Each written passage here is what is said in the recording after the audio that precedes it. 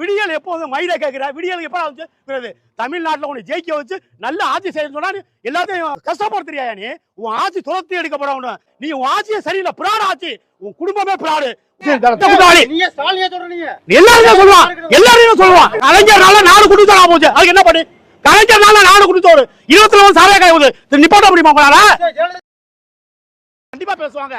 ஒண்ணு இல்ல சார், இப்ப யார் சார் அரசு யார் நிர்வாகி? ஸ்டாலினா, உதயநிதி ஸ்டாலினா, இல்ல சபரிவாசனா? யாரா பண்றது? 24 மணி மதுபான கடையை திறந்து யாரை கெடுக்க பண்ற சார்? எதிர்கட்சி சரியில்லை சார். அதாவது இப்ப இருக்க மத்திய அரசு சரியில்லை. நீ ஏன் ஈடி ரைடு பண்ணணும்? ஒவ்வொருத்தருக்கும் என்ன சொத்து இருக்குன்னு பண்ணணும்ல. நீ ஏன் எதுவுமே பண்ண முடியாது? மத்திய அரசு கூட்டுக்கலவாணி சார்.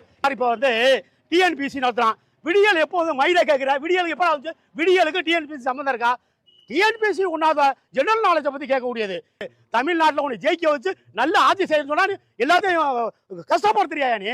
உன் ஆட்சி துரத்தி எடுக்கப்படணும் சார். அதோட விட முடியாது சார். திராவிட ஆட்சி எடப்பாடி திருட்டு பாய. நீ கேட்கலாம்ல, நீ எதிர்கட்சி தானே, நீ என்ன சொல்லிக்கிட்டு இருக்க? நான் அதை தரேன் இதை தரேன், இலவசம் என்ன மாதிரி கொடுக்குறேன் சார்? நேற்று ஆளுகின்ற அரசு இதெல்லாம் அடித்து துரத்து வருத்தப்படணும். ஒவ்வொருத்தரும் எவ்வளவு சொத்து இருக்கு பறிக்கணும் சார். சொல்ற நீ சுகாதாரத்துறை மயில புடுங்கா இருக்க, எல்லாரும் குடிகாரன் ஆக்கி வச்சுட்டு சார். இப்ப என்ன அரசு மோடி சரியில்லை, அமித்ஷா நாட்டை குட்டுச்சோரா போன்றான். இவங்க எல்லாம் கைக்கூலி தமிழ்நாடை வித்துட்டான். இவங்க எல்லாம் துரத்தி விரட்டி அடிக்கணும். இதுக்கு தமிழ் மக்களுக்கு புரியல சார். 1000 ரூபாய் கொடுத்தோன்னு அவன் திருட்டு பய. 23 பேர் கூட்டணி தானே, 4 ஆண்டு ஆட்சி. ஏற்கனவே 20 ஆண்டு திராவிட கழகம் கலைஞர் ஆட்சி. என்ன நீ மயிலா புடுங்கின? எம்ஜிஆர் இல்லைன்னா நீ வாழ்க்கையே கிடையாது. நீ மக்களுக்கு 23 பேர் கூட்டணி, மதுபான கடை 24 கோடி, இது கற்பழிப்பு எல்லாமே ரோட்ல படுத்து கிடக்கிறான். சீப் சார் மயில பிடிக்கிறா சார். அவன் சமூகத்தை போட்டிருக்கான் சார். இன்னைக்கு ஆளுகின்ற அரசு எல்லா உயரிய பதவியும் அவங்க சமுதாயத்தை ஆள தான் போட்டிருக்கான். புரியுங்களா? ஜாதி வாரி கணக்கெடுப்பா இதே அன்புமணி ராமதாஸ் 1980 மாநாட்டில் அறிவிக்கிறாரு. நீ நடைமுறைப்படுத்த முடியுமா? நிதிஷ்குமார் பண்ணிட்டாரு பீகார்ல. என்ன 13 கோடி பேரை 500 கோடி தான் செலவு. 13 கோடி வாக்காளர் 2.64 மக்களை வச்சு 45 நாள்ல கணக்கு எடுத்தான்.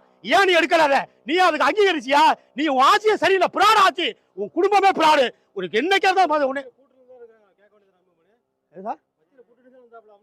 சார் நான் என்ன சொல்றேன்னா இருக்கு எல்லாரும் கேட்பாங்க சார். நடைமுறை தான் பேசலாம், புரியுங்களா சார்? நீங்க சொல்றதெல்லாம் கரெக்ட். அதாவது நல்லா கேட்கணும் சார். சொல்ற கேளுங்க.